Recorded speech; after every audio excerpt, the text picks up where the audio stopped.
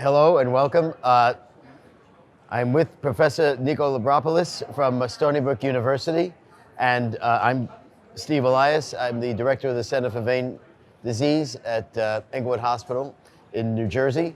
And we're here at the 2019 VEITHsymposium talking about a number of things. And Nicos, what I want to speak to you about, first of all, I know you're going to say you're going to disagree, but you are the world's best ultrasonographer. Don't disagree, say thank you. Thank you. Okay. What I want to know from you is we have been sitting at so many meetings for so many years with people saying, I can't see what you see, or I can't find disease that you can find.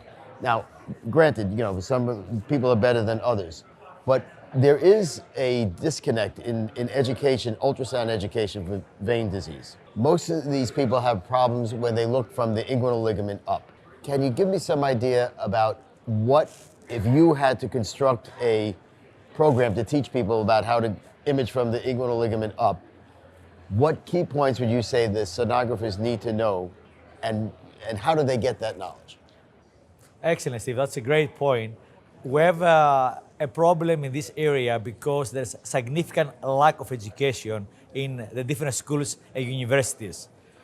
Second, there is only a recent interest in this area because this can be addressed with endovascular means, and this kind of treatment now is exploding.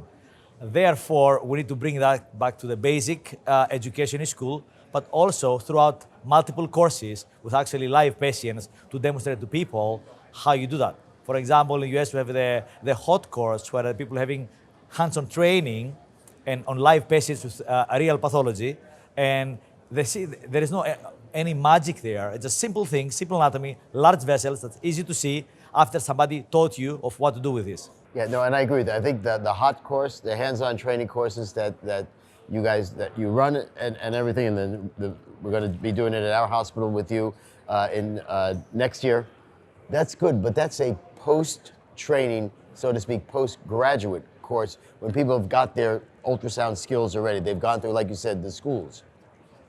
Have you thought about, or do you think it's too big to start in the beginning when people first going to an ultrasonographer's school? First of all, how much venous is in that curriculum to begin with, would you say, percentage-wise? There is plenty, but it's only for primarily deep vein thrombosis in the lower extremities, and more recently reflux, but nothing much or almost nothing in most schools for the iliofemoral veins and the inferior vena cava. So are there societies either in the US or internationally that you think it would be good to go to pose to them what you can get into their curriculum from the beginning? I mean, is it unwieldy to think about doing that? Or do we go on the back end once people have graduated and we teach them? Or can it be done on the front end, so to speak? I think ideally it's becoming on the front end because the people, they need to know from the basic training about the different pathologies and conditions, understand the anatomy, and then over time learn exactly how they learn to examine carotid arteries, lower extremity arteries, lower extremity veins for DVT, and it's easy. It seems difficult now because there's a significant gap on the training, and quite rightly this can be endorsed by the multiple medical societies. You can go to all different schools and be promoted, on the web. Right. And make this easier and decrease this gap of knowledge in today's needs. Okay, now let me ask you this.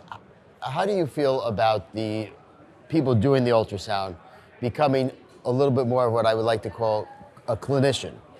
In other words, do they get the knowledge and training if they see a patient has varicose veins versus someone who has an ulcer? Should we try to empower them to make decisions as to what veins should be looked at, or do they just stick to what the doctor, who may not know that much, has written to do? Exactly, and in fact, that's why the profession that does that in this case is called vascular technologist, or in England, vascular scientist, or a physician in another country should actually do that, because part of the exam is to know what's the problem and how to address this problem with your imaging, find what is wrong with the patient. Right, and I think we need to empower them, that they shouldn't feel, a lot of them feel like, I'm not the doctor, you know, yeah, this patient has an ulcer and this patient has a 25% chance of having a problem in their iliacs, but the doctor didn't ask me to look at that, so I'm not going to look at it. But I think we should empower them to make those decisions. Absolutely, because you know, like in any profession, this person would behave like a technician, not like a technologist. And a doctor can be a technician, right? But a good doctor, like you preach, should be a technologist. Find out what's wrong with the patient and doing the best for the patient. All right. Lastly, let me ask you about the term chronic DVT. It drives you up the wall, it drives me up the wall. What do we have to do? Please explain to people who think there still is chronic DVT why it's not, and what we need to do to make sure no one says this again. Well, the term chronic DVT is an erroneous one and is actually dangerous because the word thrombosis carries a lot of weight, and many people inappropriately treat with coagulation, people having chronic post-thrombotic changes. If in the first 6 months the thrombus does not lyse, then the fibrin biochemically becomes collagen type 1 and collagen type 2. And this cannot be dissolved with any drugs, and the patient does not need any anticoagulation unless there's any other reasons. Therefore, we have to eliminate this erroneous term, right, and teach the people that this thing doesn't exist and abandon the term chronic DVT or chronic thrombosis. And we call it endofibrosis, fibrosis, post-thrombotic changes, whatever the medical societies decide to use as a common terminology. Okay, so I know you just said whatever the medical societies, but you are in charge of the world's literature of deciding what something's going to be called. I give you that power.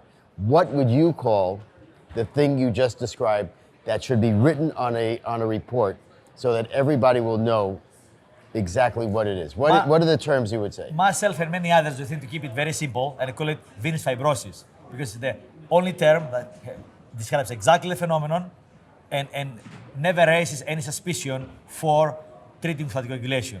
Okay, so we'll just call it venous fibrosis. Okay, so you've heard it first here. It's going to be venous fibrosis, according to Professor Labropoulos, and we thank you for being here. Thank you, Steve, for having me. And we thank you all for listening.